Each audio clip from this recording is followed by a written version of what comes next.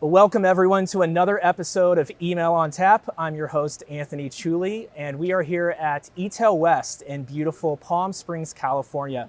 My guest today is Marisa Pisani, Marketing Manager, Email and SMS for Sherwin-Williams. Marisa, thanks so much for being here. Yeah, absolutely. Thank you for having me. So one of the things that is a constant theme still to this day is automation and personalization in email marketing. Why do you feel that's a continued trend year over year for marketers? Because it works.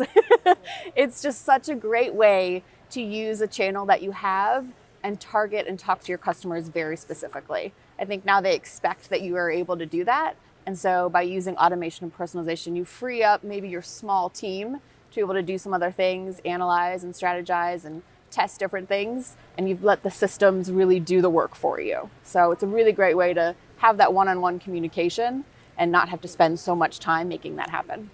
And so speaking of automation, let's talk welcome series and onboarding. What are your tips to a great welcome series or onboarding journey for new customers? Yeah, absolutely. To me, the welcome series and onboarding is so important because that's your first chance to explain to your customers or prospects what they're going to get from you, whether it's from you as a brand or from you in your email communications. You're able to say, here's why I'm here, here's why I'm valuable, here's why you should keep engaging with our emails going forward. And it's that time for them to get to know you. So I think that that's really your key time to explain what you're going to do and help them understand who you are. Mm-hmm.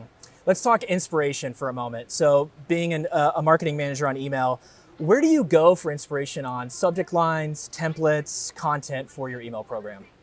I really go everywhere. So there's some industry specific things that I really like Litmus puts out a lot of great content.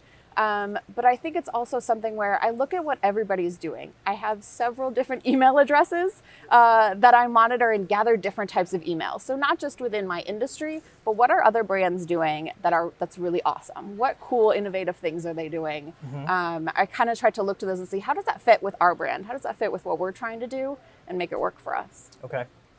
And this year, we're coming off of predictions, right? Everyone makes predictions about big hot trends in 2019. And some of those are machine learning and AI and interactive content and dynamic content and inboxes.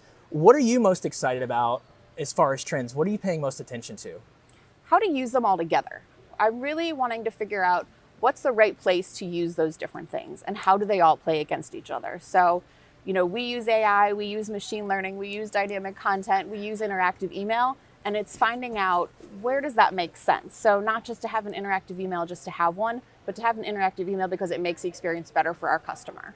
So really trying to figure out, not that we have to be involved in everything, but how do you really make what the options are available out there work for you?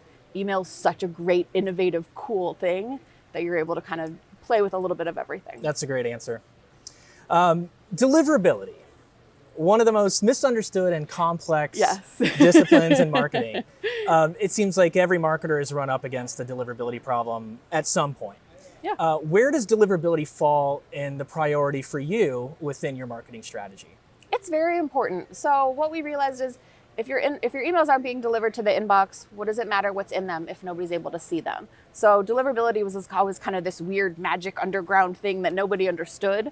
So being able to dive in and see where are our emails going, why aren't they going where we think they're going, and how can we improve that? It became really important and just to be able to figure out, even to first see what was happening and then interpreting what we were able to do with that. Great.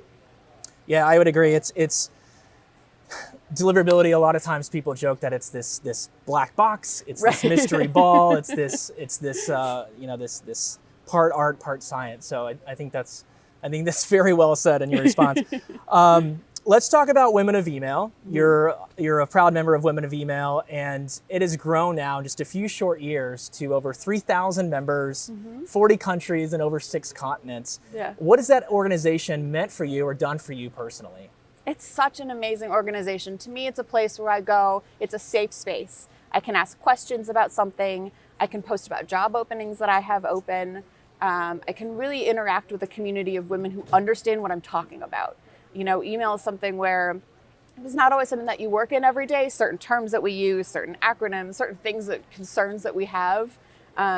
There aren't really those groups where you can go in and talk like you can with the Women of Email. So I just love that it's just this really collaborative environment of amazing, smart women to talk about things that are happening, things we want to change, things we want to do better, and just to be able to share feedback and just have that really interactive community is super helpful.